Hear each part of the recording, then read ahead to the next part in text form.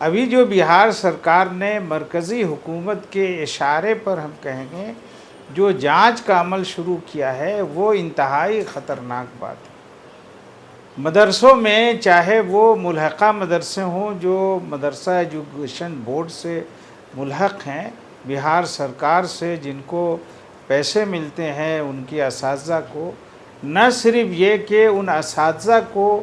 بھوکے یہ سرکار رکھے ہوئی ہے 4 مہینوں سے، بلکہ الگ سے جانچ کے نام پر جو ہے ان کو پریشان کر رہی ہے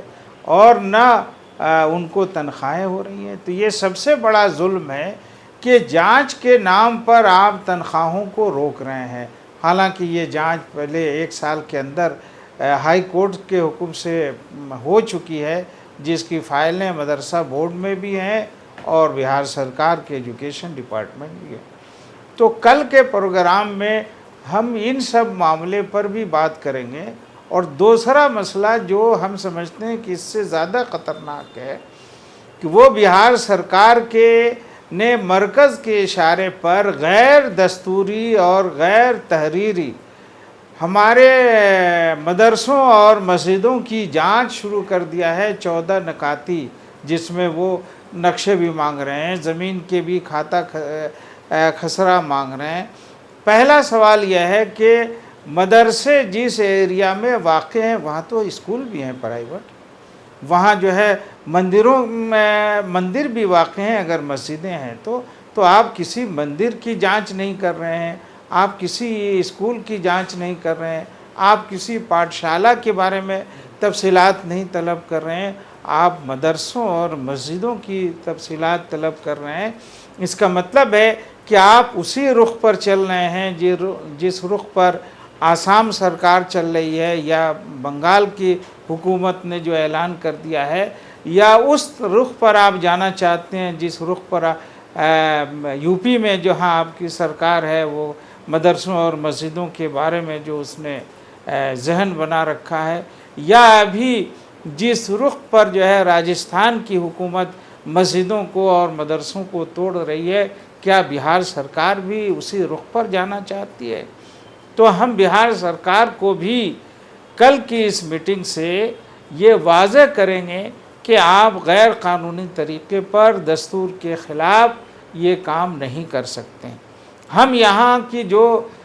سیکولر پارٹیاں ہیں، چاہے حزب مخالف کی جو پارٹیاں ہیں، راجد ہے، کانگریس ہے اور ان کے سہیوگی دل ہیں،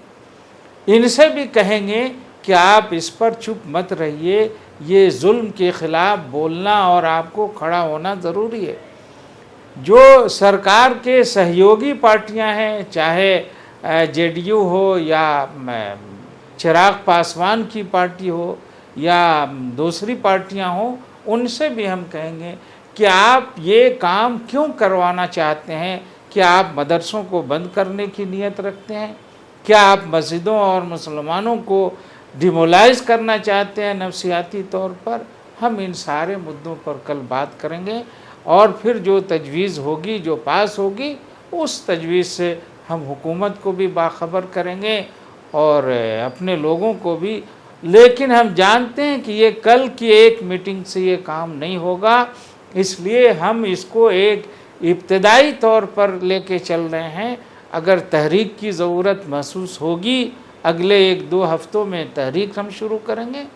ہم اسمبلی میں بھی ان تمام پارٹیوں کو کہیں گے کہ اس ظلم کے خلاف وہ آواز اٹھائیں، اس لیے کہ مدرسوں میں برسوں سے جگہیں خالی ہیں، آپ جو ہے ان بچوں کے ساتھ ناانصافی کر رہے ہیں۔ یہ چائلڈ ہیں، چھوٹے بچے ہیں، ان کی تعلیم کو آپ روک رہے ہیں، آپ بحالیاں روکے ہوئے ہیں اور ویتن کو بھی روکے ہوئے ہیں، وہ ٹیچر بھی پڑھانا چھوڑ رہا ہے۔ اس لیے ان سارے مدعوں پر ہم بات کریں گے، اور ہم امید کرتے ہیں کہ بہار سرکار اس پر توجہ دے گی اور جلد جو ہے ان مسئلوں کا وہ حل نکالے گی۔